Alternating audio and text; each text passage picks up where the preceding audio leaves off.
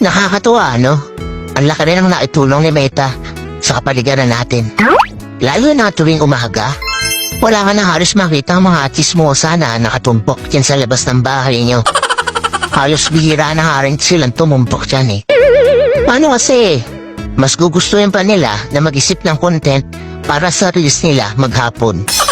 Oo, ayaw na nila makipagchismisan o makitumpok dyan sa labas ng bahay nyo. Actually, yung atensyon nila imbis na makipagchismisan, napunta na lang talaga sa pagre-reels. At ito pa ha, imagine ninyo. Kung dati, bumibili lang ng mga lutong ulam yung mga yan, ngayon, sila na mismo ang nagluluto ng mga ulam. At kahit pritong itlog, inire-reels pa. Ganon kahusay si Meta. At ito ang pinakamalupit. Kung yung dati yung asawa mo tinatalahan ka sa tuwing uuwi ka, ngayon, hindi mo na makausap.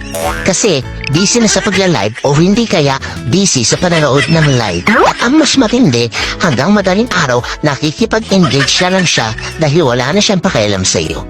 Ang husay ni Meta, no?